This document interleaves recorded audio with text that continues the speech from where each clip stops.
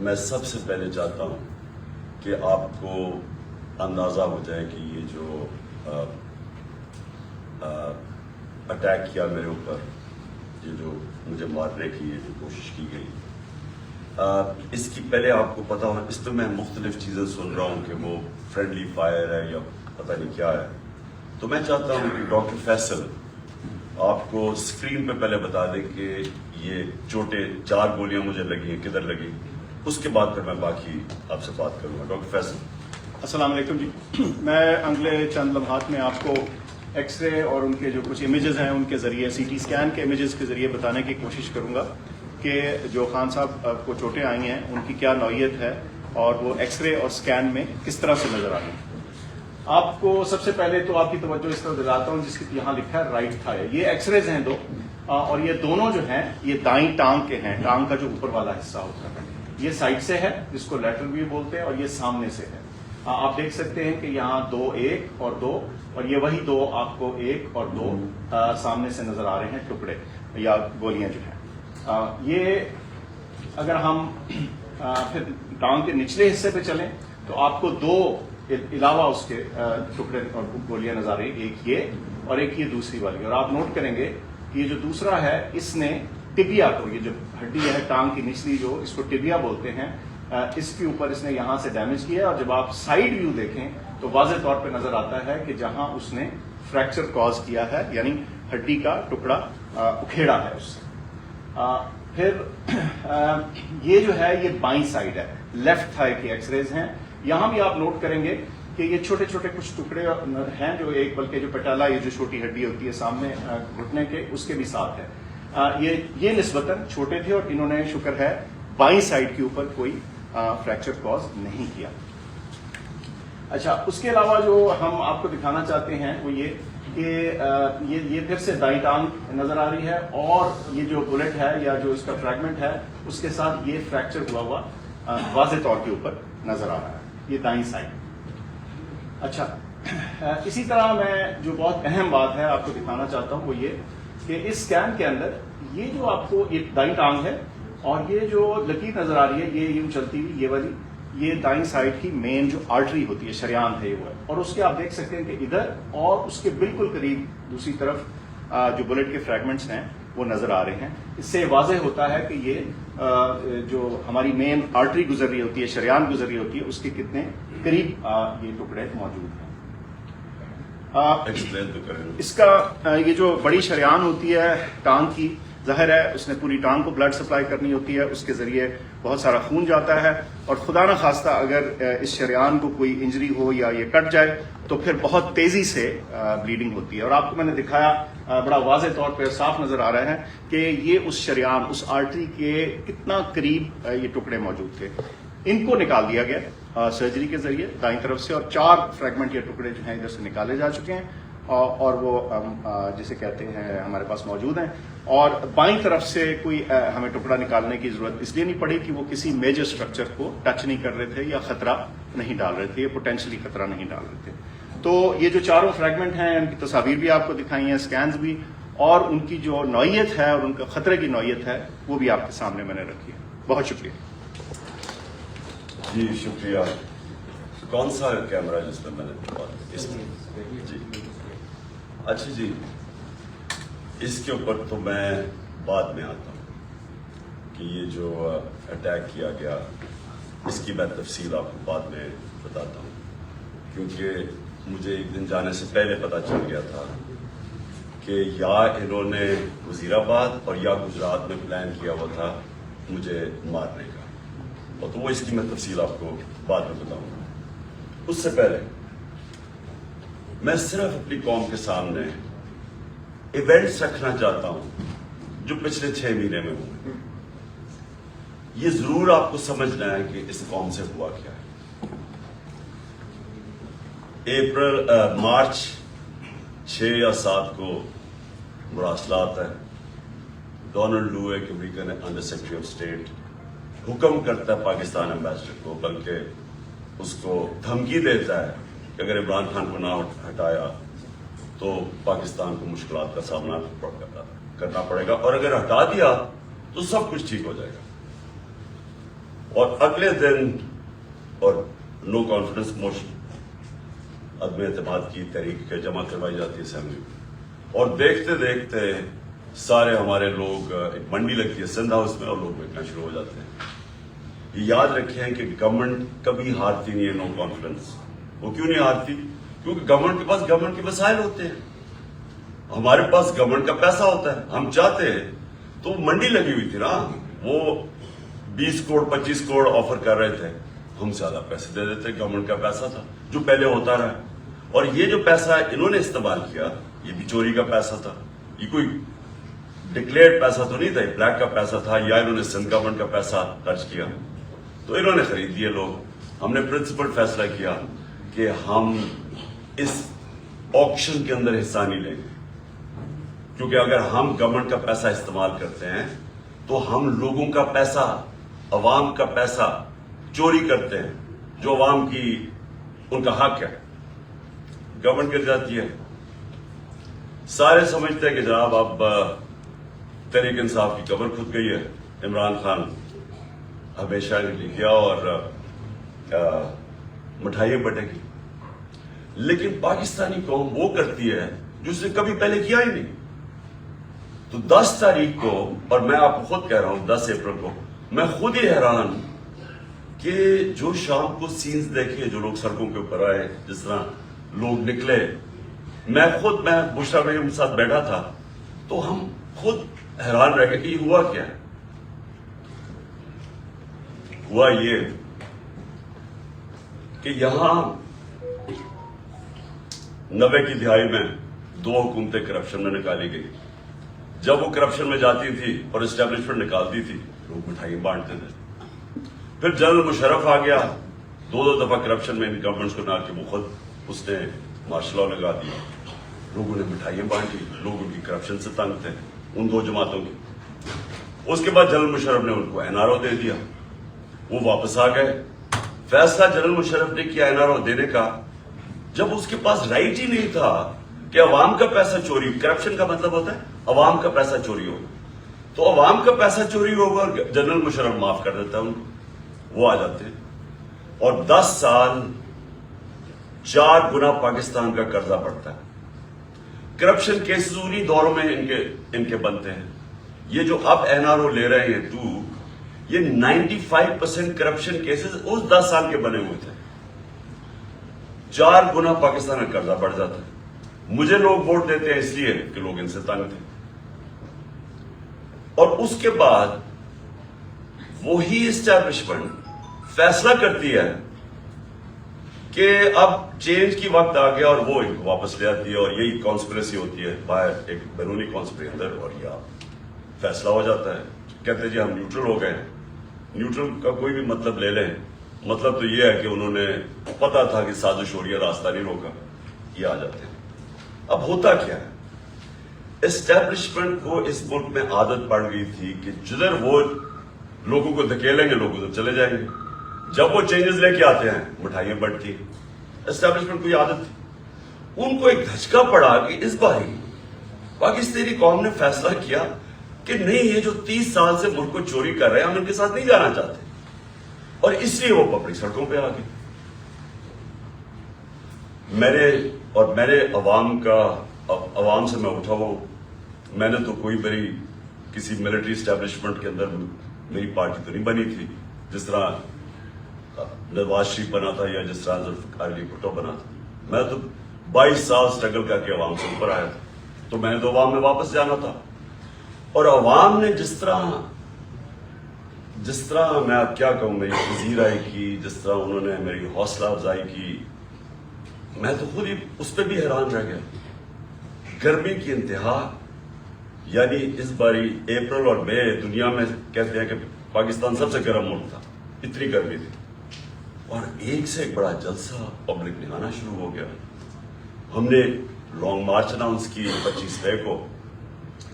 جب ہم نے لانگ مارچ اناؤنس کی تو انہوں نے 3 لانگ مارچز ہمارے خلاف کی. ہم نے سمجھا کہ آئین اور قانون ہمیں اجازت دیتا ہے، ہم نے ان کو کہیں روکا نہیں تھا، ہم نے ان کو اجازت دے دی، تو یہ بھی میں آنے دیں گے. انہوں نے جو تشدد کیا، جو لوگوں کے گھروں میں 2 دن پہلے راتوں کے 3 بجے جا کے انہوں نے جس طرح کا تشدد کیا، نہ چادر نہ چار دیواری، لوگوں کو اٹھا کے لوگوں کو جیلوں میں ڈالا، کس وجہ سے؟ اس کے بعد انہوں نے جب وہ پروگرام احتجاج ہوا وہاں اسلام آباد میں، ان کے اوپر شیلنگ، فیملیز دیکھی ہوئی ان کے اوپر انہوں نے شیلنگ کی، اور ہم حیران کہ کیا ان کے لیے جائز ہے لانگ مارچ اور ہمارے لیے نہیں ہے؟ اوپر سے پہلے آپ بیرونی سازش کے تحت آئے، پھر سارے چوروں کو اوپر بٹھا دیں، ہم احتجاج کریں تو ہمیں بھیڑ بکریوں کی طرح ڈنڈے ماریں۔ تو اس کے بعد انہوں نے سمجھا کہ پارٹی بالکل ہی ختم ہو جائے گی، ممی ڈیڈی پارٹی ہے، یہاں تو عورتیں بچے آتے ہیں، تو انہوں نے سمجھا کہ ختم ہو جائے گی، اور یہ سمجھے نہیں پاکستانی قوم، کیونکہ بند کمروں میں جب فیصلے ہوتے ہیں آپ کو نہیں پتا کہ گراؤنڈ کے اوپر کیا ہو رہا ہوتا ہے۔ جو انفارمیشن یہ لیتے ہیں، اگر ان کی انفارمیشن یہ کریکٹ ہوتی تو اس ملک میں اتنے زیادہ حادثے نہ ہوئے ہوتے۔ انفارمیشن کدھر سے آتی ہے؟ گراؤنڈ کا سچویشن نہیں پتا۔ جب دیکھ رہے ہیں کہ پبلک نکلی ہوئی ہے اور انہوں نے ریجیکٹ کر دیا ان کو، قوم نظر آ رہا ہے کہ امپورٹڈ گورنمنٹ کو ریجیکٹ کر رہی ہے، بجائے وہ سائنس دیکھنے کے، جس طرح بھیڑ بکریوں کو مار کے سیدھے نہیں کرتے، وہ شروع ہو گیا کرنا۔ بائی الیکشن آیا 17 جولائی کو، 17 جولائی کے بائی الیکشن میں ساری گورنمنٹ کی مشینری استعمال ہوئی، الیکشن کمیشن نے ہر قسم کی دھاندلی کی ان کے لیے۔ ای وی ایم مشین اس نے اس لیے نہیں آنے دی کیونکہ ان دونوں پارٹیز نے جعلی ووٹس رجسٹر کروائی ہوئی ہیں ہر حلقے میں، نہیں تو کامن سینس ہے کہ ساری ٹیکنالوجی کا استعمال کریں۔ جو 2015 کے اندر جو جوڈیشل کمیشن بیٹھی تھی دھاندلی پہ، اس میں ایک چیز واضح ہوگی کہ اگر آپ ای وی ایم مشینز لے آئیں تو 90% دھاندلی ختم ہو جاتی۔ انہوں نے جان کے نہیں آنے دی، اس الیکشن کمیشن نے روکا، ان دونوں پارٹیز انہوں نے مخالفت کی اور ہینڈلرز نے مخالفت کی، کیونکہ مینیپولیٹ نہیں ہو سکتے الیکشن، اس کے بعد بٹن دباؤ تو رزلٹ آ جاتا۔ ہم حیران، ہم چاہ رہے ہیں فری اینڈ فیئر الیکشن، پہلی دفعہ گورنمنٹ نے کوشش کی اور انہوں نے اپوز کیا، اس کے باوجود پی ٹی آئی سویپ کر جاتی ہے، تحریک انصاف جیت جاتی ہے، سارے دنگ رہ جاتے ہیں، پھر بھی سائنس نہیں پڑھے کہ قوم کدھر کھڑی ہے۔ اس کے بعد مزید اور پریشر، دھمکیاں، اور اس کے بعد کیا ہوتا ہے کہ ایک چینج ہوتا ہے، ایک ہینڈلر آ جاتا ہے Islamabad, Faisal, general Faisal, major general Faisal, وہ کہہ کے آتا ہے کہ میں اب تمہیں بتاؤں گا کہ میں کیسے ان کو سیدھا کرتا ہوں، اور سختیاں شروع ہو جاتی ہیں۔ جو تحریک انصاف کے لیے میڈیا کور کر رہے ہیں ان کے لیے سختی، جو جرنلسٹ تحریک انصاف کو فیور کر رہے ہیں ان کے اوپر سختیاں۔ ہمارے ممبرز کو اپروچ کیا جا رہا ہوتا ہے کہ آپ ہمارے ایم پیز کو، یہ ذرا سنیں، ایم پیز کو ڈرایا دھمکایا جا رہا ہے کہ اس کو چھوڑو عمران خان۔ کیا ڈرایا دھمکایا جا رہا ہے کہ ہمارے پاس ہماری کرپشن کیسز ہیں، اگر وہ نہیں مل رہا ہے تو ہمارے پاس ویڈیوز ہیں، آپ کی گندی ویڈیوز ہیں، وہ ہم بلیک میل کرنے کے لیے۔ یہ تماشا ہو رہا پاکستان میں کہ ہماری اپنی ایجنسیز اپنی ڈیموکریٹک پروسیس کو چلنے نہیں دے رہی اور یہ استعمال کر رہے ہیں، بجائے ریئلائز کریں کہ آپ نے غلطی کر دی ہے۔ لوگ چور نہیں ایکسپٹ کر رہے ہیں، اس کے باوجود ایک غلطی کو دہراتے جا رہے ہیں اور فورس کرتے جا رہے ہیں، لوگوں دھمکیاں آنی شروع ہو گئی۔ مجھے تب پتا چلا کہ میرے اوپر ایک انہوں نے پلان بنایا، کیونکہ آپ اچھا پھر الیکشن کمیشن کو استعمال کیا جا رہا ہے کسی طرح عمران خان کو ڈسکوالیفائی کر۔ فورن فنڈنگ کیس، پتا چلا وہ فورن فنڈنگ ہی نہیں ہے، اس کو ہمیں لٹکایا کہ فورن فنڈنگ میں پارٹی جائے گی، پتا چلا وہ پروہیبٹیو فنڈنگ ہے، اس کے اندر پارٹی ڈسکوالیفائی نہیں ہو سکتی۔ ادھر سے چینج کر کے توشہ خانہ آ گئے، توشہ خانہ کا سارا ریکارڈ توشہ خانہ کے اندر پڑا ہے، جو چیز بھی ہے وہ اس کے اندر پڑی ہے، اس میں کوئی گنجائش ہی نہیں ہے چوری کی، اگر آپ ہے تو وہی کم پکڑے جاتی ہے۔ توشہ خانہ کیس چلا گیا، اس پہ جی آپ توشہ خانہ میں ڈسکوالیفائی کر دیتا ہے، وہ وکیل جا کے اس سے پوچھ رہا ہے کہ کس بیسس پہ، ایک الیکشن کمیشن ڈسکوالیفائی کر دیں. کیوں جی؟ وہ وہاں نواز شریف کا حکم آیا ہوا ہے کہ عمران خان مجھے ہمیں اکٹھا لیول پلینگ فیلڈ دو. وہ آدمی جو اربوں روپیہ اس ملک کا چوری کر کے باہر لے کے جاتا ہے، جو ہدایبہ پیپر مل، یہ ہدایبہ پیپر مل سمجھ لیں، اسحاق ڈار نے جج کے سامنے اپنی فری ول سے سٹیٹمنٹ دی ہوئی ہے، جس کو سیکشن 164 کہتے ہیں. 164 بیان جو ہے وہ جیل میں نہیں دیا جاتا، وہ آپ جج کے سامنے جا کے کنفیس کرتے ہیں کہ یہ میں نے کیا ہے. تو یہ 25 اپریل 2000 میں اسحاق ڈار وہ بیان دیتا ہے کہ میں شریف خاندان کے لیے پیسے چوری، ان کے چوری کا پیسہ منی لانڈر کرتا ہوں انگلینڈ. وہاں قاضی فیملی کے بینامی اکاؤنٹس کھولے جاتے ہیں، شریف فیملی کا وہاں سے، اور پھر ریمیٹنسز دکھا کے پاکستان آتا ہے اور شریف فیملی کے اندر چلا جاتا ہے. یعنی سیدھی سیدھی چوری. ہدایبہ پیپر مل پہ NRO مل جاتا ہے، ڈسپائٹ کہ وہ اسحاق ڈار کہہ رہا ہے کہ میں کنفیس کر رہا ہے کہ میں منی لانڈرر ہوں شریف خاندان کا، اور ان کو بتا رہا ہے کہ کرپٹ ہے. NRO مل جاتا ہے. وہ نواز شریف جو پھر ایونس فیلڈ اپارٹمنٹ اس کی پینما پیپرز کے اندر پکڑی جاتی ہے، تسلیم کر دیتا ہے ہماری. اب پیسہ کدھر سے آیا وہ بتا نہیں سکتے. کبھی قطری خط آ جاتا ہے، پھر ایک کوئی فیک ڈیڈ آ جاتی ہے، ٹرسٹ ڈیڈ، وہ کلیبری فونٹ والی، جھوٹ پہ جھوٹ بولے جا رہے ہیں. آج تک ایک ڈاکیومنٹ نہیں بتائی کہ لندن کے سب سے مہنگے علاقے میں 4 اپارٹمنٹس آپ کی جو آپ تسلیم کر رہے ہیں ہماری، اور کہہ رہے ہیں کہ جناب عمران خان کو اور مجھے ایک ہی طرح لیول پلینگ فیلڈ دو. عمران خان نے اپنے لندن کا فلیٹ 34-35 سال پہلے لیا، کرکٹ کھیلتا تھا انٹرنیشنل. عدالت نے جب مانگا سارا ریکارڈ دیا. ریکارڈ کا مطلب کہ ایک 40 سال کے کانٹریکٹس دکھائے گئے، کدھر سے پیسہ آیا، کیسے فلیٹ خریدا، بیچا کتنے کا، منی ٹریل پاکستان بینکوں کے تھرو پیسہ آیا. اور مجھے اس سے کمپیئر کر رہے ہیں جو اربوں روپے کی پراپرٹیز باہر رکھی ہوئی ہے، بیٹوں کی پراپرٹی باہر ہے. وہ بیٹا لیتا وہ جو حسن شریف بتا ہی نہیں سکتا کہ 9-10 ارب کے گھر کدھر سے آیا، اور وہ کہہ رہا ہے کہ لیول پلینگ فیلڈ. تو لیول پلینگ فیلڈ کیا ہے کہ الیکشن کمیشن اب مجھے ڈسکوالیفائی کرے، اور وہ ڈسکوالیفائی کرے توشہ خانہ کیس. اب 8 دفعہ الیکشن کمیشن نے ہمارے PTI کے خلاف فیصلہ دیا، 8 دفعہ ہم عدالت میں گئے، اور 8 دفعہ عدالت نے اوور ٹرن کیا الیکشن کمیشن کا فیصلہ. اب ہم پھر عدالت میں جائیں گے، اور میں آپ کو یقین دلاتا ہوں کہ اس کو اتنی شرمندگی ہوگی، اور اس میں شرم نہیں ہے اس الیکشن کمیشن میں، کیونکہ یہ نون لیگ کے گھر، نواز شریف کے گھر کا نوکر ہے، اور بھی ہینڈل ہوتا ہے پیچھے سے. یہ بالکل یہ اس کے اوپر میں پھر کیس کروں گا، ہر جانا کروں گا اس کے اوپر، کوئی اس کے میرے پر غلط الزام لگایا. اور پھر FIA کیسز کر رہی ہے. ایک پولیٹیکل پارٹی جس نے لیگل فنڈ ریزنگ کی ہے پاکستان میں وہ تحریک انصاف ہے. 40,000 کا ہمارا ڈیٹا بیس ہے. کسی پارٹی کے پاس ہے ہی نہیں، ان کے پاس کوئی ڈیٹا بیس ہی نہیں ہے. اچھا وہ ان سے پوچھ ہی نہیں رہا کہ کدھر سے آپ نے پیسے اکٹھے کیے. جس پارٹی نے پیسے اکٹھے کیے ان سے پوچھ رہا ہے. اچھا وہ جواب بھی دے رہے ہیں. اب وہ کیا کر رہے ہیں کہ جنہوں نے 10 سال پہلے پیسے دیے تھے PTI کو، ان کو FIA کانٹیکٹ کر کے ان کو ہراس کر رہی ہے، تاکہ PTI کے جو ڈونرز ہیں وہ بھاگ جائیں PTI سے، کہ پیسہ نہ اکٹھا کر سکے PTI. وہ پارٹی جو پبلک سے پیسہ جو ساری دنیا میں ہوتا ہے، اس پارٹی کو بند کرنے کی کوشش کر رہے ہیں. وہ جو 2 پارٹیز بتا ہی نہیں سکتی کہ پیسہ کدھر سے اکٹھا کرتے ہیں، اور اس کا ورڈ ہے کرونی کیپٹلزم.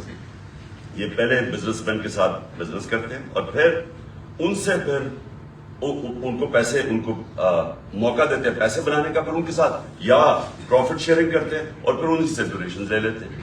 ان کے پاس تو ڈونر بیس کوئی نہیں ہے. ہم کیوں فیصلے کر سکتے ہیں پبلک کے لیے؟ ہم کیوں بڑے بڑے مافیاز کے خلاف کھڑے ہوئے، جس طرح شوگر مافیا؟ کیونکہ ہمارے پاس پبلک کا ڈونر بیس ہے. ہم پبلک سے پیسے اکٹھے کرتے ہیں، اس لیے ہم پبلک کے انٹرسٹ کے لیے کھڑے ہو سکتے ہیں. یہ ہے چھوٹی سی ایلیٹ انٹرسٹ پروٹیکٹ کرنے کے لیے مافیاز کے ساتھ ہے. تو FIA ہمارا نقصان پہنچا رہی ہے ہمیں کہ ہمارے کیسز ہمارے تاکہ ہمارے ڈونرز بھاگ جائیں. اس کے علاوہ انہوں نے صحافیوں سے کیا کیا جب سے یہ آئے ہیں Faisal general Faisal major general, جو صحافیوں سے کیا ہے یہ پاکستان. مشرف کے مارشل لاء مجھے یاد ہے, مجھے اس نے جیل میں ڈالا, لیکن مشرف کا مارشل لاء لبرل تھا. اس کے مقابلے میں جو آج کل ہو رہا ہے, جو صحافیوں سے ہو رہا ہے, جو عمران ریاض اس کو پکڑ کے جیل میں یاز امیر اس کو مار پٹوائی, ذلیل کروایا, سمیع ابراہیم سینئر ریسپیکٹڈ لوگ, اس کو غلام حسین چودھری تقریباً 80 سال کا, اس کو پکڑے جیل میں ڈال دیا. اور جو ارشد شریف سے کیا, یعنی یہ تو یہ قوم کبھی معافی نہیں کرے گی ان لوگوں کو جنہوں نے ارشد شریف میری نظر میں پاکستان کا نمبر 1 انویسٹیگیٹو جرنلسٹ تھا اور نمبر 1 کریڈیبلٹی تھی. سب کو پتا تھا کہ یہ بکتا نہیں, سب کو پتا تھا اس کا خوف کسی سے نہیں. اس سے جو کیا ہے ملک سے باہر مجھے پتا ہے اس کے پیچھے کون پڑا ہوا تھا. ارشد شریف کے گھر والوں کو پتا ہے کہ کون پڑا ہوا تھا اس کے پیچھے, صحافیوں کو پتا ہے کہ کون اس کے پیچھے پڑا ہوا تھا کہ کیوں اس کو ملک چھوڑ کے جانا پڑا, اور پھر کیوں دبئی سے آگے جانا پڑا اس کو. سب کو پتا ہے کہ کون پیچھے پڑا ہوا تھا اس کے. اور جو اس کی شہادت ہوئی, یہ ایک اس ملک کی تاریخ کا میں سمجھتا ہوں افسوسناک موڑ ہے کہ جتنی صحافت اوپر چلی جاتی ہے معاشرے کو لفٹ کر دیتی ہے, معاشرے کے ویلیوز لفٹ کر دیتی ہے, معاشرے کو امر بالمعروف پہ لگا دیتی ہے. یہ صحافیوں کا کام ہوتا ہے موریلٹی معاشرے کی ریز کرے. اور جدھر کون آج کل فیورٹس بنے ہوئے, لفافے, جو زمین بیچنے والے صحافی جن کی کریڈیبلٹی کوئی نہیں ہے. آپ صرف یہ دیکھ لیں کہ کن لوگوں کی آج ویورشپ اوپر ہے اور کن کی نیچے ہے, آپ کو پتہ چل جائے گا عوام کدھر کھڑی. عوام بیوقوف نہیں ہے. یہ جو عوام آپ کو بار بار میسیجز بتا رہی ہے کہ وہ ایک ابراہیم لنکن کی سینگ ہے کہ you can't fool all the people all the time. تھوڑا وقت سب کو پاگل بنا سکتے, سارا وقت کبھی کوئی انسان نہیں, معاشرہ پاگل نہیں بن سکتا. تو لوگوں کو پتہ ہے کیا ہو رہا ہے اور لوگ بتا رہے ہیں. پھر الیکشن ہوا, بائی الیکشن ہوا ہمارا 9 سیٹوں میں کھڑا ہوا صرف ایک پوائنٹ بتانے کے لیے کہ عوام کدھر کھڑی. 9 سیٹوں میں سے 8 جیتا. یہ ورلڈ ریکارڈ ہے, دنیا میں کبھی ایک پارلیمنٹرین 12 سیٹیں نہیں ایک اسمبلی میں جیتا. پھر عوام بتا رہی ہے وہ کدھر کھڑے, لیکن نہیں, عوام کی نہیں سننی. کسی طرح عمران خان کو ڈسکوالیفائی کرو, کسی طرح اس کے اوپر کیسز بناؤ, کسی طرح اس کو گندا کرو, اس کے اوپر مڈ سلنگنگ کرواؤ, اس کو ثابت کرو کہ جناب یہ بھی باقیوں کی طرح ہے, اور یہ ثابت کرو کہ جناب یہاں پالیٹیشنز یہ تو سارے ایک ہی طرح کے ہیں اور جو بھی فیصلہ ہوگا وہ پیچھے بیٹھ کے ہینڈلز کریں گے. لیکن جب انہوں نے دیکھا جلسے ریکارڈ, میں پتہ نہیں 60-70 کتنے جلسے کر بیٹھا ہوں, میں نے کبھی پاکستانی قوم کو ایسے نہیں نکلتے. الیکشن ریزلٹس آپ کے سامنے, انہوں نے فیصلہ کیا, اور فیصلہ پہلے کیا مجھے مروانے کا. 4 لوگوں نے بند کمرے میں فیصلہ کیا مجھے مروانے کا. میں ٹی وی پہ جا کے لوگوں کو بتایا کہ انہوں نے فیصلہ کیا. میں نے ویڈیو بنائی, 4 لوگوں کے نام میں نے دیے, میں نے ویڈیو باہر رکھی ہوئی کہ اگر مجھے کچھ ہوا یہ ویڈیو ریلیز کریں گے, تاکہ یہ 4 لوگ یہ نہ ہو کہ یہاں ہمیشہ کوئی مر جاتا ہے تو اس کا کوئی پوچھتا نہیں ہے بعد میں. تو میں کہا تاکہ قوم دنیا کو پتا ہو, میرے ملک کو پتا ہو کہ کس نے یہ کیا. اس کے بعد یہ فیصلہ, یہ بند کمروں میں کس کو کسی طرح عمران خان کو مارو.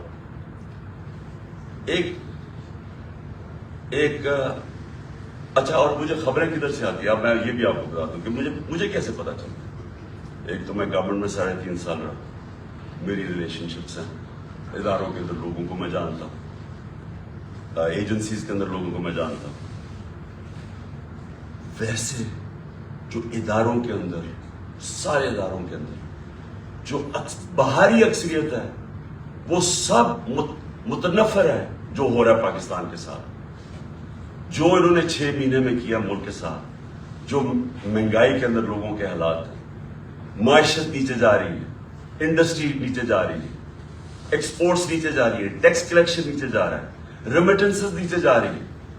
جو کسان ہیں، جو ریکارڈ ہماری 17 سال میں گروتھ ریٹ تھی ایگریکلچر میں، زراعت میں 4.5%، وہ آج نیچے چلے گئے. تو لوگ ان سے تنگ ہیں، اور لوگ مجھے بتاتے ہیں کہ یہ کیا سازشیں چل رہی ہیں. تو دوسری انہوں نے سازش کیا کی، انہوں نے، اور اس کے اوپر اب میں آنے لگا ہوں، یہ جو ہوا، یہ جو مجھے یہ گولی لگی تھی، سازش کیا تھی. انہوں نے فیصلہ کیا کہ ایک ایسا سلمان تاثیر ٹائپ قتل کرو عمران خان. اس کے اوپر پہلے اسے کہو کہ جناب یہ اس نے مذہب کی توہین کی ہے یا توہین رسالت کی ہے.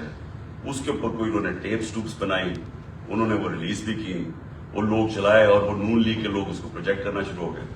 پتا تھا مجھے کہ کون اس کو پروجیکٹ کر رہا ہے. ہمیں یہ اتنا آسان ہے آج کل کے زمانے میں پتہ چلوانا، کیونکہ یہ تو ڈیجیٹل ورلڈ ہے. آپ پتہ چلوا سکتے ہیں کس اکاؤنٹ سے چیزیں پروجیکٹ کی جا رہی ہیں. تو یہ پہلے تو یہ پروجیکٹ کیا گیا کہ عمران خان نے دین کی توہین کی ہے. اس کے بعد پلان ان کا یہ تھا، جو انہوں نے کیا اس دن یہ وزیر آباد، کہ کیا جی دینی انتہا پسند نے عمران خان کو قتل کر دیا جس طرح سلمان تاثیر کو کیا، کیونکہ اس سے کوئی مذہب کی توہین کرنا. یہ پلان بنا. میں نے یہ پلان جلسے کے اندر 24 سپٹمبر کو عوام کے سامنے رکھا، اور میں یہ چاہتا ہوں کہ یہ بالکل اسی اسکرپٹ کے اوپر ہوا جو کہ وزیر آباد میں ہوا. تو یہ پہلے ذرا میں چاہتا ہوں آپ سارے یہ ذرا ایک دفعہ دیکھیں کہ یہ ہوا کیا، یہ میں نے کیا کہا 24 سپٹمبر. اور دوسری کوشش کر رہے ہیں، پہلے سے ان کا پلان بنا ہوا، میں آپ سب کو پہلے بھی بتا چکا ہوں. 4 لوگوں نے بند کمرے میں فیصلہ کیا مجھے مروانے کا، اور وہ لوگ ابھی بھی اس سازش پہ لگے ہوئے ہیں. انہوں نے دونوں مریم جو جھوٹ بولنے کی پی ایچ ڈی دونوں کے پاس ہے، ان کو اور جاوید لطیف کو، انہوں نے ان سے پریس کانفرنس کروائی، اور پریس کانفرنس کروائی ایسی کہ عمران خان خدا نہ خواستہ اس نے مذہب کی توہین کی ہے. اور پھر ان کی کوشش ہے کہ اس کی وجہ سے اگر کوئی بھی میرے اوپر واردات ہو تو کہیں گے جی مذہبی جنونی نے کر دیا، کہیں گے کہ جی کوئی دینی انتہا پسند نے اس کو مار دیا. یہ ان کا پلان ہے. لیکن میں آج آپ سب کو کہہ رہا ہوں، سارے پاکستان میں پھر رہا ہوں، مجھے اپنی جان سے زیادہ مجھے پاکستان کی آزادی کی فکر ہے. 24 سپٹمبر یہ جلسے میں نے کہا، پلان کا مجھے پتا چل گیا تھا. اور یہ جو وزیر آباد ہوا، اب میں آپ کو وزیر آباد پہ آتا ہوں کہ یہ ہوا کیا. انہوں نے لانگ مارچ، ہم جلسے کرتے ہوئے ہم نے لانگ مارچ کا فیصلہ کیا. لانگ مارچ سے ڈر گئے. پبلک انہوں نے دیکھ لی تھی کہ ہمارے ساتھ ہیں، اور انہیں پتا تھا کہ میں نے اب جو غلطیاں کی تھی پچھلی باری، اور مجھے پتا چل گیا تھا ان کا پلان ہے، میں نے اب ایک اور پلان بنایا ہوا تھا. اور میں آج یہ ابھی اینڈ میں آپ کو بتاؤں گا کہ مارچ کا کرنا کیا ہے. لیکن مجھے پتا تھا کہ جو عوام نے نکلنا ہے اس باری، چاہے یہ جتنی مرضی پولیس بلا لیں، چاہے رینجرز بلا لیں، چاہے ٹیئر گیس شیلز تیاری کر لیں، جب عوام کا سمندر نکلتا ہے، وہ کہتے ہیں no power can stop an idea its time has come. جب ایک نظریے کا وقت آ جاتا ہے اس کو کوئی نہیں روک سکتا. تو ان کو مجھے پتا تھا کہ اسلام آباد میں، اور انشاءاللہ یہ میں ثابت کروں گا، اتنی پبلک نے آنا ہے کہ اس ملک کی تاریخ میں کبھی پبلک اتنی نکلی نہیں. اور وہ یہ بھی خوفزدہ تھے، ہیں بڑے بزرگ، آپ کو پتا ہے کرپٹ لوگ, دو قسم کے لوگ بڑے بزدل ہوتے ہیں, ایک ظالم اور ایک کرپٹ. یہ ہمیشہ بزدل ہوتے ہیں. کرپٹ اس لیے کہ انہوں نے پیسہ بچانا ہوتا ہے, کیونکہ انہوں نے چوری کا پیسہ بنایا ہوتا ہے. سارا وقت ڈر ہوتا ہے کہ کہیں چوری کا پیسہ نہ چلا جائے, اور وہ پھر اس پیسے کو بچانے کے لیے ہر انتہا پہ جاتے ہیں. اور دوسرے جو ظالم لوگ ہوتے ہیں, ظالم ہمیشہ بزدل ہوتا ہے کیونکہ وہ ڈرپوک ہوتا ہے, وہ ظلم کرتا ہے لوگوں کو. اب 3 لوگوں نے یہ پلان بنایا, اور مجھے کہتے یہ وہ 3 لوگ نہیں ہیں جو 4 لوگوں کے میں نے نام پہلے بتائے تھے جنہوں نے پہلے فیصلہ کیا, جن کے اوپر میں نے ٹیپ بنائی. یہ 3 اور ہیں. مجھے کیسے پتا چلا؟ مجھے پھر اندر سے لوگوں نے بتایا. ایک دن پہلے, وزیر آباد سے پہلے, انہوں نے جب دیکھا کراؤڈز بڑھتے جا رہے ہیں, اور ایسے کراؤڈز کے کبھی پاکستان میں نظر نہیں آئے جی ٹی روڈ کے اوپر, انہوں نے پلان بنایا مجھے مارنے کا. اور یہی اسکرپٹ, دینی انتہا پسند کچھ کرے گا, عمران خان تو بڑا دین کے خلاف ہے, اس سے تو اسلام دشمنی کوئی نہیں ہے. یہ تو یہ پلان بن گیا. اور 3 لوگوں نے بنایا. سب سے پہلے رانا ثناءاللہ. رانا ثناءاللہ نے کیوں بنایا؟ کیونکہ رانا ثناءاللہ ایک قاتل ہے. رانا ثناءاللہ اور شہباز شریف نے جب ماڈل ٹاؤن میں وہ 12 لوگوں کو قتل کیا تھا اور 70 لوگوں کو گولیاں لگی تھی, سب کے سامنے نہتے لوگوں کے اوپر گولیاں چلائی تھی ماڈل ٹاؤن. وہ کیوں چلائی تھی؟ کیونکہ طاہر القادری نے 1 سال پہلے پیپلز پارٹی کی گورنمنٹ کے اندر لانگ مارچ کی تھی, اور یہ ڈرے ہوئے تھے آتے ساتھ ہی, کیونکہ اس نے کہا میں پھر کروں گا نون لیگ کی گورنمنٹ میں. یہ ڈرے ہوئے تھے. انہوں نے وہ جو ظلم کیا وہاں ماڈل ٹاؤن میں, یہ دونوں شہباز شریف اور رانا ثناءاللہ. اور یہ کیا کہنا چاہتے تھے؟ یہ پیغام دینا چاہتے تھے, خوف طاری کرنا چاہتے تھے کہ کہیں وہ اسلام آباد نہ آ جائے اور وہ پبلک نہ نکل آئے. تو انہوں نے وہاں لوگوں کو قتل کیا. یہ رانا ثناءاللہ, اس نے یاد رکھے لانگ مارچ سے بچنے کے لیے لوگ قتل کروائے تھے ماڈل ٹاؤن کے. اسی رانا ثناءاللہ کے اوپر عابد شیر علی, ان کے منسٹر کے باپ نے, کا 18 قتل کیے اس نے. قبضہ گروپ اور ہر قسم کی یہ 2 نمبر کام کرتا ہے فیصلہ آباد میں, سب فیصلہ آباد جانتا ہے اس کو. تو اس کے لیے کوئی جان, انسانی جان کی اہمیت نہیں ہے. ان کے لیے صرف اپنے مقصد اور پیسہ اور چوری. دوسری طرف شہباز شریف کے اوپر ہیومن رائٹس واچ کی رپورٹ ہے, یا ایمنسٹی انٹرنیشنل کی رپورٹ ہے 1990 یعنی 1997 میں جب چیف منسٹر تھا, اور 99 تک جب چیف منسٹر رہا. اس نے کوئی 900 قتل کروائے تھے پولیس مقابلے میں. عابد باکسر نے ٹی وی کے اوپر آ کے سٹیٹمنٹ دی تھی کہ یہ کیسے لوگوں کو مرواتا تھا پولیس مقابلے میں. یہی شہباز شریف جب اس کا ایف آئی اے میں 16 ارب کا جو کیس تھا اور 8 ارب کا اس میں نیب میں, تو جو 16 ارب کے کیس تھے جو نوکروں کے ملازموں کے نام میں رمضان شوگر مل کے انہوں نے پیسہ لیا اور پھر اپنے خاندان میں بانٹا. انہوں نے 5 ملازموں کو وہ مرے ہارٹ اٹیک سے, 2 آتے ساتھ ہی 2 مہینے میں 5 گواہ مرے. اور جو چھٹا ڈاکٹر رضوان تھا جو انویسٹیگیٹ کر رہا تھا ان کی ایف آئی اے کی, جس نے انویسٹیگیٹ کیا تھا یہ ان کا جو فیک اکاؤنٹس اور یہ جو نوکروں کے نام پیسہ لیا تھا, وہ بھی ہارٹ اٹیک سے مرتا ہے. یہاں ڈاکٹر بیٹھے ہوئے آپ کو بتائیں گے کہ ایک طریقہ ہوتا ہے انڈیوس ہارٹ اٹیک کا, پتہ بھی نہیں کسی کو چلتا کیا ہو. تو کبھی کسی نے انویسٹیگیٹ نہیں کیا کہ آتے ساتھ یہ لوگ ایک دم 2 مہینے میں 6 لوگ ہارٹ اٹیک کیسے مر گئے. کبھی کسی نے یہ نہیں انویسٹیگیٹ کیا کہ رانا ثناءاللہ کے اوپر جو کوئی ایک کسٹم آفیسر کیا وہ کوئی اس کی کوئی انویسٹیگیشن تھی, اس نے کیسے ایک دم خودکشی کر لی. اس کے بعد یہ 2 انہوں نے اس پلان کے اندر یہ شامل ہوئے, اور ساتھ مل گیا ان کے میجر جنرل فیصل. کیوں فیصل اس لیے مل گیا, ایک تو ڈیڈی ہیری کہ اوپر وعدہ کر کے آیا تھا کہ فکر نہ کرو میں ان کو ٹھیک کرتا ہوں, آپ میرے پہ چھوڑ دیں, میں ان کو اس پارٹی کو ٹھکانے لگاتا ہوں. اور اس دن جو میں نے شروع میں بتایا کہ دھمکیاں یہ وہ جو اس نے ظلم کرنا ہے, سوشل میڈیا کے لوگوں کو, بچوں کو اٹھا لیں کہ تم نے یہ کیوں کیا, مار کے پھیٹا پوٹا لگا کے ان کو گھر لے آئے, گھر بھیج دیں. خوف پھیلایا ہوا کہ فکر نہ کرو, جس طرح ہم کوئی دشمن ہیں, ہم کوئی بیرونی لوگ ہیں جو کہ ملک کے غدار ہیں, اس طرح ٹریٹ کیا. تحریک انصاف جو مدد کرے یہ جناب فیصل صاحب ہم کریں گے. اور اس نے کیا کیا, پہلے شہباز گل, اس کو اس نے اٹھایا, ٹارچر کیا,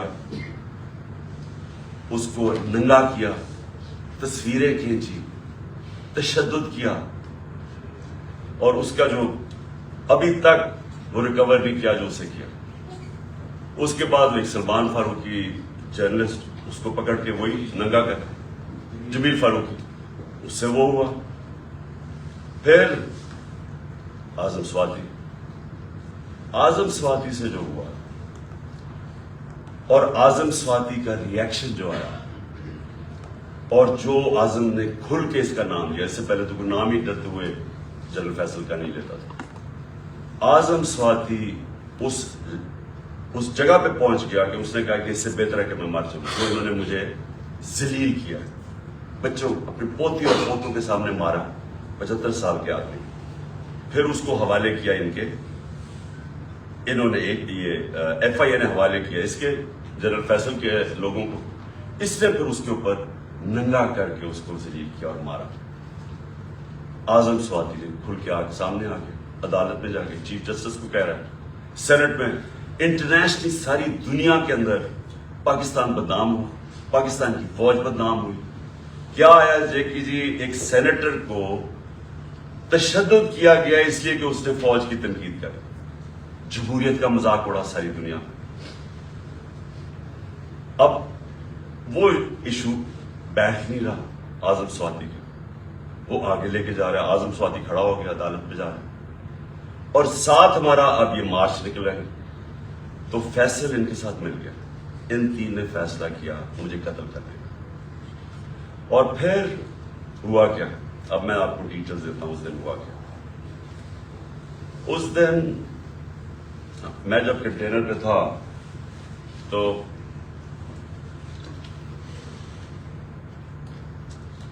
ایک دم گولیوں کا ایک برسٹ آتا ہے, میری ٹانگ پہ گولیاں لگتی ہیں, میں گر جاتا ہوں. اور جب میں گر رہا ہوتا ہوں تو دوسرا برسٹ آتا ہے. یہ ایک برسٹ ادھر سے آتا ہے اور دوسرا برسٹ آگے سے آتا ہے. 2 آدمی تھے, اور جب میں گر رہا ہوتا ہوں تو میرے اوپر سے گولیاں جاتی ہیں. یعنی کہ اگر یہ سنکرونائز کر دیتے, میرے خیال میں ان کا اس میں نے بچنا ہی نہیں تھا. اگر یہ دونوں جو میرے کنر نے اکٹھے اگر مارنا تھا تو اس نے ادھر سے مارنا تھا, تو یہ تو جدھر سے اس نے مارنا تھا, جس نے بچنا ہی نہیں تھا, کیونکہ سامنے سے مارنا تھا, وہ سائڈ سے مارا تھا. تو جب میں گر رہا تھا تو اوپر سے گولیاں گئی, اور پھر بھی کیونکہ میں گر گیا تھا, میرے خیال میں اس نے سوچا ہوگا, اوپر جو بیٹھا ہوا تھا اس نے سوچا کہ ابھی مار گیا, اور وہ وہاں سے چلا گیا. اب جو چیز سمجھنے کی ہے وہ یہ کہ ایک تو پکڑا گیا جنونی, اس کو کہا جی یہ تو بڑا کوئی دینی جنونی, کوئی انتہا پسند ہے. یہ انتہا پسند نہیں ہے, اس کے پیچھے پورا پلان تھا. یہ پلان پورا ہم اب انکور کریں گے, اور میں آپ کو بتاؤں اس کے ساتھ اور لوگ ملوث ہیں, اور یہ پلان اب کا نہیں پہلے کا بنا ہوا ہے. اور وہ جو اصل لوگ ہیں جنہوں نے وہاں سے گولیاں چلائی تھی, جنہوں نے اصل میں اس کا پھر بھی میں بچ جاتا, انہوں نے مارنا تھا, اور یہ آدمی اور ہمیں نقصان پہنچاتا. 2 ہیرو نہ نکل آتے, ایک تو شہید معظم, میں اس کو آج سلام پیش کرتا ہوں, 2 بچوں کے ساتھ گیا ہوا, وہ میری, اور دوسرا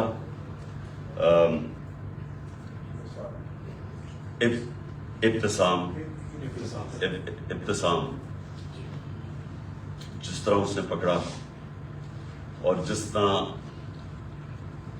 اس کی اگر دلیری نہ ہوتی تو اس نے بس مارنے تھے تو اور تباہی کر سکتا تھا. 11 لوگوں کو گولیاں لگی اور ایک ہمارا موزم شہید ہوا. اب ہم نے FIR رجسٹر کرنے کی کوشش کی ہے. سب ڈرتے ہیں کیونکہ کئی ادارے یہ قانون سے اوپر ہے. میں آج جنرل باجوہ سے سوال پوچھتا ہوں کہ کیا فوج کا وقار اوپر جائے گا یا نیچے جائے گا اگر جو آپ کی فوج پہ کالی بھیڑیں غلط کام کر رہی ہیں, ظلم کر رہی ہیں, انسانوں پہ تشدد کر رہی ہیں, اگر آپ ان کے اوپر ایکشن لیں گے تو فوج کا وقار اوپر جائے گا, لوگ عزت کریں گے فوج کی. لیکن اگر یہ ہے کہ فوج میں ایسے لوگ بیٹھے ہیں جو ہمیں بھیڑ بکریوں کی طرح سمجھ رہے ہیں, مار داڑ کر کے, ڈرا دھمکا کے, اگر سمجھ رہے ہیں کہ اس طرح فوج کا وقار اوپر چلا جائے تو نفرتیں بڑھ رہی ہیں. آپ کے ایک میجر جنرل نے جو میرے خیال میں غداری میں پکڑا گیا, امریکہ کے لیے غداری کر رہا تھا, آپ نے اس کو سزا دی. فوج کا وقار اوپر گیا, غلط کام کر رہا تھا. تو کیا یہ اب میجر جنرل فیصل اس کی تفتیش ہونے دیں گے آپ؟ اور کیا اس ملک میں اب تفتیش ہو سکے گی جب جنرل فیصل کے اوپر الزام ہے, انٹیریئر منسٹر ثناء اللہ کے اوپر الزام ہے, اور تیسرا پرائم منسٹر شہباز شریف کے اوپر الزام ہے؟ کیسے تفتیش ہوگی؟ جب تک یہ 3 لوگ ریزائن نہیں کرتے تفتیش ہوگی کیسے؟ اور ادھر میں جنرل باجوہ آپ سے بھی فوج کے وقار کے لیے کہہ رہا ہوں کہ یہ پاکستانی فوج کو نقصان پہنچا رہے ہیں. اس طرح کی کالی بھیڑیں, یہ جو سمجھتے ہیں کہ ہم انسان ہی نہیں ہیں, بھیڑوں کو کبھی ادھر موڑ دو کبھی ادھر موڑ دو. آج وہ چور ہیں, کل وہ NRO مل گئے تو اچھے ہو گئے ہیں, آج پھر آپ ان کو چور بنا دیں گے, کل پھر بھیڑی. ہم انسان ہیں, انسانوں کو جانوروں کی طرح نہ ٹریٹ کریں. اور انسان کسی وقت آگے کھڑا ہو جاتا ہے, اور یہ قوم کھڑی ہو گئی ہے. یہ میں آج آپ کو بتا دوں, 2 راستے اب اس قوم کے سامنے, یا ایک پرامن انقلاب آئے گا اور یا خونی انقلاب آئے گا, تو اور تیسرا راستہ نہیں ہے. کیونکہ میں نے 6 مہینے میں اس قوم کو جاگتے دیکھا ہے. قوم کھڑی ہو گئی ہے. یہ جو شعور کا جن ہے یہ بوتل سے نکلا ہے, یہ اندر نہیں جانے لگا. اب فیصلہ صرف یہ کر لیں کہ ہم پرامن طریقے سے اس ملک کے اندر چینج لے کے آئیں گے جو کہ بیلٹ باکس کے ذریعے آئے گا, صاف اور شفاف الیکشن کے لیے, یا وہ جو ایران میں ہوا تھا ہوگا, تباہی ہوگی, جو سری لنکا میں لوگ سڑکوں پہ آ جائیں گے, کیوس ہوگا. یہ جماعت جس کو ان 3 لوگوں نے مجھے قتل کرنے کی کوشش کی اور اللہ نے بچایا, جس طرح ابھی ڈاکٹر فیصل نے کہا کہ یہ جو گولی میری یہ ادھر اوپر کی ٹانگ پہ لگی, وہ ایک گولی میری جو وہ اصل آرٹری ہے اس کے نیچے سے نکل گئی اور ایک اس کے پاس آ کے رک گئی. اگر وہ رپچر ہو جاتی تو 20 منٹ میں انسان مرتا ہے, 20 منٹ میں سارا خون نکل جاتا ہے. اگر تو سیدھا ہاسپٹل نہ ہو 20 منٹ میں مر گیا آدمی. تو اللہ نے اگر مجھے یہ بچایا ہے, جو مجھے آج زندہ رکھا ہے, یہ صرف اللہ کا کرم ہے. انہوں نے تو پوری کوشش, کوئی کسر نہیں چھوڑی تھی. انہوں نے تو ایک ادھر سے اور ادھر سے سامنے والے نے مارنا تھا. اور پھر سوال میں پوچھتا ہوں, سب سے بڑی پاکستان کی پولیٹیکل پارٹی, اس کے سربراہ جو واحد فیڈرل پارٹی رہ گئی پاکستان میں, یہ 2 فیملی پارٹی سکڑ کے چھوٹی چھوٹی پارٹیز رہ گئی ہیں. میں چیلنج کر کے جاؤں گا سندھ میں, اور انشاءاللہ یہ زرداری مافیا کو سندھ میں ہرا کے دکھاؤں گا آپ کو. سندھ کے لوگ اس سے تنگ ہیں, ان کو سب سے زیادہ غلام ادھر بنایا ہوا, ان کو وہ سب سے زیادہ آزادی طلب کر رہے ہیں. اور یہ شریف خاندان, میں چیلنج کرتا ہوں, یہ کدھر کسی سیٹ پہ میرے سے مقابلہ کرے. نواز شریف آئے, کہتے ہیں نا اسے آئے, اتنی کوششیں کر رہی ہیں, NRO سب کو دے دیا ہے, سارے چوروں کو منی لانڈرر ساروں کی عید ہو گئی ہے. وہ کہتی ہے مریم لیول پلینگ فیلڈ, چیلنج کرتا ہوں کسی سیٹ پہ پنجاب میں میرے سے مقابلہ کر رہے ہیں، کیونکہ پبلک چینج ہو گئی ہے. یہاں ایک جاگی ہوئی قوم ہے، ان کو بھیڑوں کی طرح نہ ٹریٹ کریں. اور چیف جسٹس صاحب، میں آپ سے مخاطب ہوں. دیکھیں، یہ ملک ترقی نہیں کر سکتا جب تک رول آف لا نہیں ہوگا. میں ساری دنیا پھرا ہوں، 70 سال میری عمر ہے. میں نے مغربی دنیا اندر سے دیکھی ہوئی ہے. میں جب 18 سال کا انگلینڈ گیا تو میں نے پہلی دفعہ رول آف لا دیکھا. مجھے تو پتہ ہی نہیں تھا، کیونکہ ہم تو ملٹری ڈکٹیٹرشپ میں بڑے ہوئے تھے یہاں 60s میں. تو پہلی دفعہ میں نے ایک فلائی ریاست دیکھی، وہ کیا ہوتی ہے، اور رول آف لا دیکھا کہ قانون سب کے لیے ایک برابر. کوئی طاقتور وہاں قانون کے اوپر نہیں تھا، کوئی وہاں قبضہ گروپ نہیں تھے. ان کی عدالتیں ان کو ان کمزور کی حفاظت کرتی ہیں. وہاں اگر آپ کے پاس پیسے نہیں ہیں، لیگل ایڈ دیتی ہیں کہ ایک عام آدمی جا کے عدالت میں کیس لڑ سکے. وہاں کسی کی جرت نہیں ہے، کسی طاقتور کی جرت نہیں ہے کسی پہ ظلم کرے. اس لیے وہ کامیاب معاشرے ہیں، اس لیے وہاں خوشحالی ہے. میرے سامنے میری زندگی میں دیکھتے دیکھتے سنگاپور، جو ایک پاکستان کا مقابلہ ہی نہیں کوئی کر سکتا تھا، پاکستان سب سے تیزی سے ترقی کر رہا تھا 60s میں. ہم تو مثال تھے دنیا کی. اور کہاں سنگاپور ہمارے ساتھ، ہمارے سے نیچے شروع ہوا.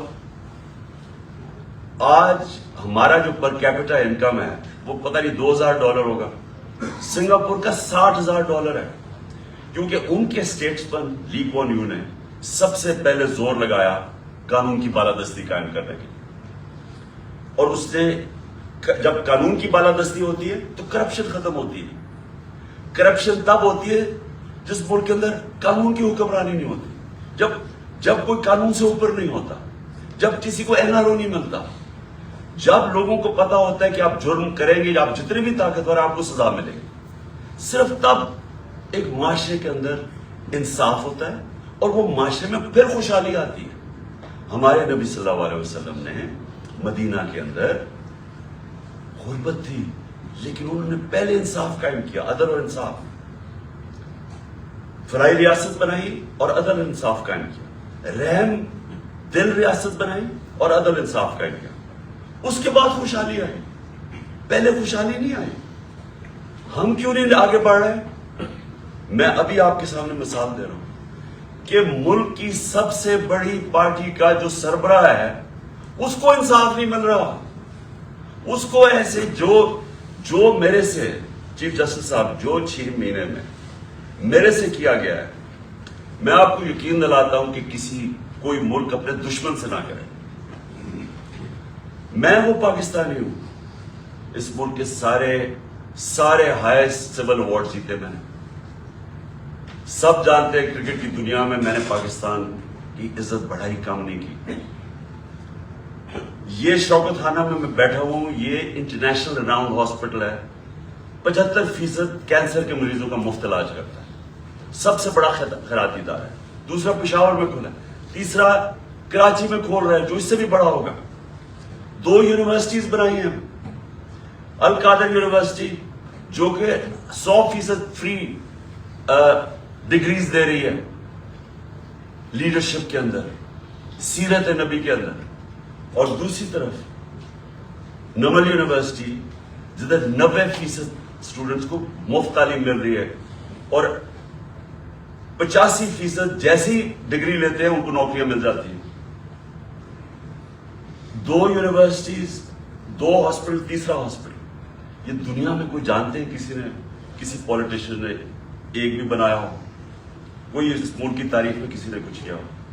اور پھر ایک پارٹی بنائی جو کہ سب سے بڑی آج پارٹی ہے پاکستان، 12 سیٹیں جیتا. اگر میرے سے یہ ہو رہا ہے، میرے گھر کے اوپر میرے نوکروں کو پیسے دیے گئے میرے خلاف جاسوسی کرنے کے لیے، ڈیوائس رکھنے کے لیے، گھر کے نوکروں کو میری فون کالز، جو میری پرائم منسٹر کی فون کالز تھی ان کی ریکارڈڈ کر کے ریلیز کی گئی ریکارڈنگ، آفیشل سیکرٹس ایکٹ کی وائلیشن ہے.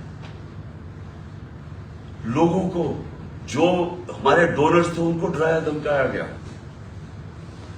ہر حربہ جو استعمال ہو سکتا ہے کہ ایک دشمن کے خلاف وہ میرے خلاف، یعنی یہ جو یہ میسج پہنچواتا ہے یہ جو الیکشن کمیشن ہے، جی میں نہیں کر رہا، پیچھے سے مجھے حکم ہے۔ ایف آئی اے والے جو ہم نہیں کر رہے جی، ہمیں پیچھے سے حکم ہے۔ وہ 25 مئی میں وہ جو پولیس والوں نے ظلم کیا تھا ہمارے، ہم کیا کریں جی، ہمیں پیچھے سے حکم ہے۔ یعنی یہ ایک پاکستان کی جمہوری پارٹی سے مذاق ہو رہا ہے، ظلم ہو رہا ہے، یہ قوم کو تباہ کر رہے ہیں۔ قومیں تباہ ہوتی ہیں ایسے۔ ایسٹ پاکستان میں کیا ہوا تھا؟ سب سے بڑی جو جماعت الیکشن جیتی اسی کے خلاف ملٹری ایکشن کر دیا۔ ان کو جو رائٹ تھا ان کا وہ نہیں دیا۔ میں 18 سال کی عمر میں انڈر 19 میچ کھیلنے گیا ادھر، مارچ 1971۔ یہاں پریس سینسرشپ تھی، مجھے تو پتا ہی نہیں تھا کہ کتنی نفرت ہے وہاں۔ کیوں نفرت تھی وہاں؟ کیونکہ ہم ان کو رائٹ نہیں دے رہے تھے، وہ الیکشن جیت گئے ہیں، ان کا پرائم منسٹر ہے۔ یہاں فیصلہ ہوا جی ہم نے ان کو نہیں بننے دینا، اور ہم نے اس کے خلاف ملٹری ایکشن کر ملک توڑ دیا۔ اسی ایسٹ پاکستان میں اپنے پاکستانیوں کو بتانا چاہتا ہوں، کیونکہ یہ مجھے سب سے زیادہ تکلیف ہوئی اس کی، کہ 18 سال کے بعد، یہ 71 تھا، 18 سال کے بعد میں پاکستان ٹیم کیپٹن ایک بنگلہ دیش ایک ایگزیبیشن میچ کھیلنے گیا ہندوستان کے خلاف۔ دو ایگزیبیشن میچز تھے، وہ 2 میچز ہم جیت گئے، وہ 2 میچ سیریز جیت گئے۔ میرے پاکستانیوں، وہاں جدھر نفرت تھی پاکستان سے 1971 میں، کیونکہ ہم ان کو رائٹ نہیں دے رہے تھے، انصاف نہیں کر رہے تھے، 50,000 لوگوں کا اسٹیڈیم ایک ہی نعرہ مارا تھا، پاکستان زندہ باد، پاکستان زندہ باد۔ ہوٹل سے جدھر ہمارا ہوٹل تھا اور جدھر اسٹیڈیم تھا، اسٹیڈیم سے ہوٹل تک لوگ سڑکوں پہ لائنوں پہ کھڑے ہوئے تھے، پاکستان زندہ باد۔ تو میں نے تب مجھے پتا چلا یہ کتنی بڑی ٹریجڈی ہے، کہ ہم نے کتنا ظلم کیا ان لوگوں کے ساتھ جو ہمیں چھوڑنا نہیں چاہتے تھے، لیکن ہم نے ان سے انصاف نہیں کیا۔ اب وہی کرنے جا رہے ہیں، سب سے بڑی پارٹی کو دیوار کے ساتھ لگا رہے ہیں اور اس کے لیڈر کو قتل کر رہے ہیں، کوشش کر رہے ہیں۔ کیوں؟ کیونکہ چوروں کا ٹولہ اوپر جو بٹھا دی ہے، ہم بھیڑ بکریاں مان نہیں رہے ان کو، اس لیے قتل کرو اس کو، جو ملک کی سب سے بڑی پارٹی ہے، تاکہ اگر عمران چلا جائے گا تو پارٹی تتر بتر ہو جائے گی۔ جو پارٹی فیڈریشن کو اکٹھا رکھ سکتی ہے وہ تو صرف تحریک انصاف ہے۔ ملٹری، اگر ملٹری اب ملک کو اکٹھا رکھ سکے تو ایسٹ پاکستان نہ ٹوٹتا۔ پولیٹیکل پارٹیز ملک کو اکٹھا رکھتی ہے، ملٹری مدد کرتی ہے۔ یہ اٹھتا جا رہا ہے، یہ پھر کوئی تاریخ نہیں، ہم نے کچھ نہیں سیکھا۔ کیا ہوگا؟ مجھے پتا تھا جس دن میں نکل رہا تھا، مجھے پتا تھا کہ یہ آج یا کل انہوں نے میرے پر کوئی واردات کر دی، کیونکہ مجھے پوری میسج آئی کہ جناب انہوں نے اب مجھے کہا کینسل کر دیں، اب نہ جائیں، انہوں نے مار دینا آپ کو۔ پہلے تو میں نے سوچا کہ کیا یہ واقعی کریں گے، کیا یہ واقعی یہ کر لیں گے کہ یہ ایک ملک کی ایک قوم کو نقصان پہنچائیں گے اپنے چھوٹے چھوٹے مفادات کے لیے، وہ اپنے پیسے بچانے کے لیے، کیونکہ ان کو سارا ڈر یہ ہے کہ اب یہ جو چوری کا پیسہ ہے، یہ جو NRO ہے ہم نے جو لے لیا ہے، اب کہیں عمران خان آ کے اس کو ریورس نہ کرتے بس، تو انہوں نے تو قتل اور جانا، سلام اللہ، ان سے کیا ایکسپیکٹ کرتے۔ لیکن یہ جو فوج کا جنرل، یہ ان کے ساتھ مل کے، اور یہ جو ہمارے سے ہوا ہے 6 مہینے، میں اپنی قوم سے سوال پوچھتا ہوں کہ کیا ہم اب ہمارا اب یہ سوال ہے، ہم نے اپنے آپ سے پوچھا، کیا ہم نے ایسی رہنا یا ہم نے اپنی تقدیر بدل کے آزاد ہونا ہے؟ آزادی کے لیے قربانیاں دینی پڑتی ہیں۔ مجھے پتا تھا کہ انہوں نے واردات کر لی، مجھے پتا تھا ایک یا اس دن ہونی تھی یا اگلے دن ہونی تھی، لیکن میرا یہ ایمان ہے کہ اگر آپ ان چوروں کی غلامی کے نیچے رہ رہے ہیں، اس سے بہتر ہے زندہ نہ رہو۔ میں یہ طے کر کے آیا، اور میں جیسے ہی ٹھیک ہوں گا میں پھر نکلوں گا سڑکوں پہ، پھر میں کال دوں گا، پھر اسلام آباد کی میں کال دوں گا، اس لیے کہ اس قوم کے اوپر اگر ان چوروں نے اور ان ظالموں نے حکمرانی کرنی ہے، اور اگر ہم باحثیت قوم اس کو ایکسپٹ کر گئے، تو اس لیے پاکستان نہیں بنا تھا. یہ بڑی خواب تھی، اس لیے لاکھوں لوگ مرے نہیں تھے، شہادتیں نہیں ہوئی تھی. میں لاہور میں بڑا ہوا ہوں، ایک گھر نہیں تھا جو ایسٹ پنجاب سے ہے جدھر لوگوں کی قربانیاں، عورتیں بچے جس طرح قتل عام ہوئی تھی. یہ بڑی قربانی کے بعد ملک بنا تھا. قائد اعظم جب پاکستان لینڈ کیا، انہوں نے 3 ہفتے پہلے، انہیں پتا تھا انہوں نے زندہ نہیں رہنا. کسی کو نہیں بتایا کہ اگر دشمنوں کو پتا چل گیا تو وہ انہیں پتا کہ اگر قائد اعظم فوت ہو گئے تو یہ ملک نہیں بنے گا. کسی کو پتا نہیں چلنے دیا. اور 3 ہفتے پہلے لینڈ کرتے ہیں کراچی، تو ایڈمرل جو ان کا اسسٹنٹ تھا اسے کہتے ہیں میں نہیں سمجھتا تھا کہ میری زندگی میں پاکستان بنے گا. اس لیے نہیں بنا پاکستان کہ چوروں کی ہم غلامی کریں، یہ ظالموں کی جو لوگوں پہ تشدد کرتے ہیں. آپ کو پتا ہے اعظم سواتی کو جب اس کے اوپر تشدد کر رہے تھے، اسے کیا کہہ رہے تھے کہ یہ عمران خان کو بتاؤ کہ اس کو ہم اس طرح ننگا کر کے ماریں گے. یہ ہمارے لوگ ہیں، یہ اس ملک کی سیکیورٹی کے لیے ہیں، اور یہ اس کو کہہ رہے ہیں اس کو کہ عمران خان کو پیغام دو کہ اس کو اس طرح ہم ننگا کر کے ماریں گے. پنڈی کا وہ مسٹر وائی جو ملتان کا ہے، مسٹر وائی بیٹھا ہوا ہے، وہ ہمارے ایم پیز کو بلا کے کہہ رہا ہے کہ دیکھو یہ پی ٹی آئی کی کوئی فیوچر نہیں ہے، اور عمران خان کو تو ہم نے وہ کرنا ہے جو اعظم سواتی سے کیا. یعنی یہ ہمارے لوگ ہیں. جنرل باجوہ جاگیں، یہ ملک تباہی کی طرف جا رہا ہے. یہ اگر آپ نے ان کے اوپر کالی بھیڑوں پہ ایکشن نہ لیا، یہ نفرتیں بڑھتی جائیں گی، یہ قوم ٹوٹنے کی طرف جائے گی. عمران خان کو جب اللہ نے لے کے جانا ہے میں تو تیار ہوں اس کے لیے. ملک کا سوچیں، اپنی ذات سے نکل جائیں باہر کہ جی چھوٹے چھوٹے مفادات کے لیے، اپنی ذات کے لیے. یہ چوروں نے تو اپنے پیسے کے لیے، ہم اپنے ملک کو قربان کر رہے ہیں. جو لوگ سڑکوں پہ ہیں، ان کی شکلیں دیکھیں، ان کی آنکھیں دیکھیں، آپ کو نظر آئے گا کہ یہ تلاش میں ہے کہ وہ پاکستان جدھر یہ آزادی سے رہے، جدھر کوئی کسی کو اجازت نہ ہو کہ کمزور کے اوپر کوئی ظلم کرے. تھانے کچہری کے اندر بیچارہ غریب آدمی ٹھوکریں کھاتا پھرتا ہے، اس کو انصاف نہیں ملتا، اس کی زمینوں پہ قبضے ہو جاتے ہیں. اور یہ بڑے بڑے ڈاکو ہر باری آ کے اپنی ساری چوری معاف کروا لیتے ہیں. 1100 ارب روپے کی یہ چوری معاف کروا رہے ہیں اپنے. 1100 ارب روپے کا این آر او لے رہے ہیں، ملک کو تباہی کے اندر ڈال کے، معیشت تباہ کر کے، مہنگائی میں لوگوں کو پھنسا کے، اور صرف اپنے پیسے بچانے کے لیے این آر او لے رہے ہیں. اور ان کو کوئی فکر ہی نہیں ہے. ملک کو جو مرضی ہو، ان کے تو پیسے باہر پڑے ہوئے ہیں. ان کے لیے ہمیں ہمارے اوپر تشدد کیا جا رہا ہے، جس کا جینا مرنا پاکستان میں، جن کے پیسے باہر پڑے ہوئے ہیں، جو عیدیں باہر ہیں، جو ان کی شاپنگ باہر ہے، بچے باہر ہیں، جنہوں نے جائیدادیں باہر بنائی ہوئی ہیں، بلینز آف ڈالر کی پراپرٹی ہے، ان کے لیے ہمیں قربان کر رہے ہیں. اور غدار پھر کون رہا؟ کون ہے پاکستان کا غدار؟ میرے اوپر غداری کا پرچہ کر دیا. شہباز گل کے اوپر کسٹوڈیل ٹارچر ہوئی، یہ دنیا میں بینڈ ہے. اس کے اوپر میں نے آواز اٹھائی اور میں نے کہا کہ جس نے ریمانڈ میں بھیجا اس آدمی کو جس کے اوپر کسٹوڈیل ٹارچر ہو، اس کے اوپر قانونی کارروائی کریں گے. میرے پہ دہشت گردی کا پرچہ لگا دیا.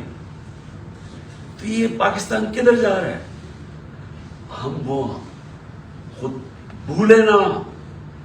جو قوم اپنے نظریے سے ہٹتی ہے وہ مر جاتی ہے. ہمارا تو نظریہ تھا، ہمارا نظریہ ہے اسلامی فلاحی ریاست جو مدینہ کی ریاست کے اوپر بیس کرنی تھی. علامہ اقبال کی شاعری تو پڑھنے ساری، وہ سارا وقت جگاتا رہا. علامہ اقبال غلام مسلمانوں کو جگانے کی کوشش کر رہا تھا کہ غلاموں کی کوئی زندگی نہیں ہے، پرواز صرف شاہین آزاد کی ہے. اور آزادی تب آتی ہے جب انصاف ملتا ہے. انصاف جب تک نہیں ملتا وہ قوم آزاد نہیں ہوتی. یا انصاف ہی نہیں ہے چیف جسٹس صاحب؟ یہاں میں آپ کو گارنٹی کرتا ہوں کہ جب تک یہ ریزائن نہیں ہوں گے تفتیش ہی نہیں ہو سکتی. تینوں تو وہ ملوث ہیں جن کے نیچے تفتیش ہے. تو چیف جسٹس صاحب اس ملک کو بچائیں. آپ کی بڑی ذمہ داری ہے. اللہ جتنا بڑا ہمیں مقام دیتا ہے اتنی بڑی ہمیں ذمہ داری ڈالتا ہے. آخرت میں ہماری ججمنٹ ہوگی کہ ہم جو اللہ نے ہمیں نعمتیں بخشی ہیں ان کو ہم نے کیسے استعمال کیا ہے, اپنی ذمہ داری انسانیت کے لیے پوری کی یا نہیں کی.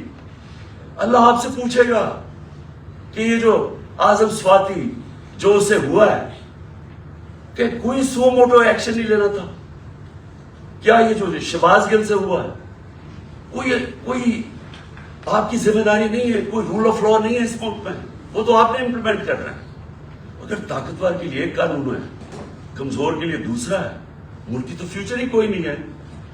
کیونکہ میرے نبی صلی اللہ علیہ وسلم نے 1500 سال پہلے تقریباً انہوں نے کہہ دیا تھا کہ وہ قومیں جو کمزوروں کو, چوروں کو جیلوں میں ڈالتی ہیں اور طاقتور ڈاکوؤں کو پکڑتی نہیں ہیں وہ تباہ ہو جاتی ہے. آج ساری جو ڈیولپنگ ورلڈ ہے وہ کیوں غریب ہے؟ کیونکہ وہاں طاقتور قانون کے اوپر ہے.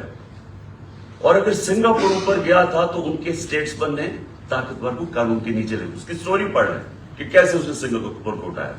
پہلے انصاف لے کے آیا, انصاف سے کرپشن ختم ہوئی اور اس کے بعد خوشحالی آ گئی. شیر شاہ سوری سب سے بڑا مانا جاتا ہے کہ یہ جو بادشاہ تھے ہندوستان کے سب سے بڑا. کیا کیا شیر شاہ سوری؟ کدھر سے شروع ہوا؟ جو اس کو جاگیر ملی بہار میں, اس نے کیا کیا؟ اس نے رول آف لا قائم کر دیا. اس نے سارے بڑے بڑے ڈاکوؤں کو ختم کر دیا. اس نے وہاں انصاف کر دیا. سارے تاجر ارد گرد کی جاگیروں سے چھوڑ کے تو شیر شاہ سوری کی جاگیر میں آ گئے. وہاں خوشحالی آ گئی کیونکہ وہاں انصاف تھا. ادھر سے وہ کھڑا ہوا اور ادھر سے اس نے جب ہندوستان کی سنبھالی جب حکومت, تو ادھر اس نے انصاف قائم کیا. اس لیے آج اس نے لوگوں کے جب انصاف آیا خوشحالی آ گئی. یہاں ہم رینگتے رہیں گے امریکنوں کے, کبھی ادھر ہاتھ جوڑ رہے ہیں کہ جی ہم ادھر سے پیسہ مل جائے, کبھی وہ چینیوں کے پاس جا رہے ہیں پیسہ مل جائے, اور کبھی ہم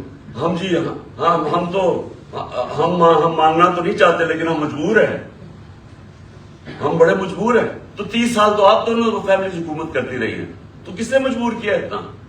کون ہی اس ملک کو کیا؟ جب سے یہ دو خاندان آئے ہیں ہندوستان بھی آگے نکل گیا, بنگلہ دیش ہمارے سے آگے نکل گیا. جب بنگلہ دیش بنا تھا تو لوگوں نے یہاں کہا جی بوجھ ہے ہمارے اوپر بنگلہ دیش میں, غربت بہت زیادہ ہے. وہ آگے نکل گیا ہمارے سے. جب سے یہ دو خاندان آئے تو کہتا جی ہم مجبور ہیں, ہم تو مانگنے نہیں آئے لیکن ہم مجبور ہیں. آخر میں اپنے سارے پاکستانیوں کو جو پیغام دینا چاہتا وہ یہ کہ دیکھیں, آپ نے سب نے, میں نے فیصلہ کیا پھر سے کہ جیسے میں یہاں سے ٹھیک ہوں گا میں سیدھا سڑک پہ, اور میں نے اسلام آباد کی کال دی. آپ سب سے میں صرف یہ کہتا ہوں کہ اپنے بچوں, اپنے مستقبل کے لیے آپ نے کبھی کمپرومائز نہیں کرنا اپنی آزادی کے لیے. غلام قوم دنیا میں اس کی عزت نہیں ہوتی.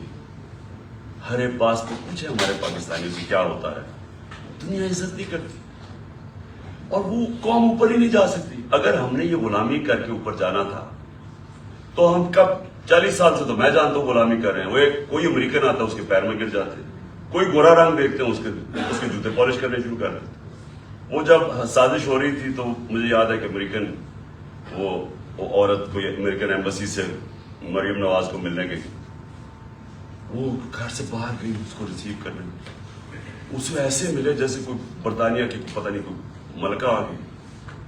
اس کے سامنے صرف لیٹ ہی نہیں گئی کہ میرے اوپر سے چل کے جا کے اس کے جوتے نہ گندے ہو جائیں. یہ اپنے آپ کو ہم ذلیل کرتے ہیں ساری جگہ دنیا کے اندر, کیونکہ ہم بیکاریوں کی طرح کرتے ہیں, قومی غیرت کھو بیٹھے. اور کیوں نہیں ہم آگے بڑھ سکتے؟ کیونکہ انصاف نہیں ہے. انصاف نہیں ہے, خوشحالی نہیں ہے, انصاف نہیں ہے, آزادی نہیں ہے. تو میرے پاکستانی, آپ نے سب نے جب تک یہ 3 لوگ ریزائن نہیں کرتے آپ نے پروٹیسٹ کرنا ہے. آپ نے سڑکوں پر پروٹیسٹ کرنا آپ کو آپ کا آئین رائٹ دیتا ہے. ظلم اور ناانصافی کے خلاف کھڑا ہونا آپ کا دین آپ کو حکم کرتا ہے. جہاد کرنا ہے. جہاد کیا ہے؟ ظلم کے سامنے کھڑے ہونا, ناانصافی کا مقابلہ کرنا, اپنی آزادی کے لیے کھڑے ہونا. یہ آپ کا فرض ہے. اور اللہ نے کیوں کیا ہوا ہے؟ کیونکہ اللہ کو پتہ ہے کہ غلام کی کوئی پرواز نہیں ہے. تو انصاف آپ کو آزاد کرتا ہے, اور آزاد کی پرواز ہے. تو اس لیے آپ نے سب نے نکلنا, آپ نے پوری طرح اس پروٹیسٹ کے اندر حصہ لینا ہے, اور ان تینوں کی ریزگنیشن مانگنی ہے. کیونکہ جب تک یہ تین ریزائن نہیں کرتے, یہ جو کیس ہے یہ آگے نہیں بڑھے گا, اس کی تفتیش نہیں ہوگی. کوئی کنٹرول کرتے ہیں سب کچھ ہے, FIA ساری ایجنسیز ان کے کنٹرول کے نیچے, تو کیسے انصاف ملے گا؟ جنرل باجوہ کو بھی کہنا, میں آپ کو آج کہہ رہا ہوں کہ یہ جو میجر جنرل فیصل کر رہا ہے, یہ اس ملک کو تباہی کی طرف لے کے جا رہا ہے. فوج اس ملک کی ضرورت ہے. ہم جو میری طرح کے لوگ آزاد سوچ ہی نہیں سکتے زندگی آزادی کے علاوہ, وہ چاہتے ہیں کہ ہماری فوج مضبوط ہو, کیونکہ مضبوط فوج ہی ہمیں آزاد رکھے گی. یہ کمزور کر رہا ہے فوج کو. ان حربوں سے ہماری فوج کمزور ہو رہی ہے. ہم جب تنقید کرتے ہیں یہ تعمیری ہے, یہ اپنی فوج کو کمزور کرنے کے لیے نہیں ہم کر رہے. ہم آپ کو آج کہہ رہے ہیں, ساری قوم آپ کو کہہ رہی ہے کہ یہ چوروں کے ساتھ ہم نے نہیں چلنا. قوم آپ کو بار بار کہہ رہی ہے. نہ یہ کریں کہ ہمیں ڈنڈے مار مار کے یہ فیصل کہ جی نہیں آپ نے بھیڑ بکریوں کی طرح ان کے ساتھ چلنا ہے. نہیں چلنا انہوں نے, اور انتشار کی طرف جا رہا ہے قوم. سو مہربانی کریں, اس کو ریزائن کروائیں, اس کے اوپر پوری تفتیش کریں کہ اس نے کس قسم کا ظلم کیا. اعظم سواتی کے اوپر جو ہوا ہے, جو شہباز گل کے اوپر ہوا ہے, جو جمیل فاروقی کے اوپر ہوا ہے, ننگا کر کے, کون سی قوم اجازت دیتی؟ کبھی سنا ہے امریکہ کے اندر, امریکہ کے اندر, یورپ میں کسی آزاد قوم میں سنا ہے کہ اس طرح آزادی رائے کے اوپر کسی کو ننگا کر کے مارے اور پھر دھمکیاں دیں آگے سے کہ یہ بتا دو کہ عمران خان سے بھی یہی ہوگا؟ یعنی یہ ہماری ایجنسیز ہیں, ان کا یہ کام ہے کہ ملک کو ہی کمزور کرو. تو پروٹیسٹ ہوگا جب تک یہ تین ریزائن نہیں کریں گے. جیسے میں ٹھیک ہوں گا میں سڑک پہ پھر آ رہا ہوں, اور میں اسلام آباد کال دوں گا, آپ تیار رہیں. انشاءاللہ اللہ نے مجھے بڑا بچایا ہے, مجھے ایک نئی زندگی دی ہے, اور میرے میں عزم دے دیا ہے کہ میں اپنی قوم کی آزادی کے لیے پوری طرح لڑوں.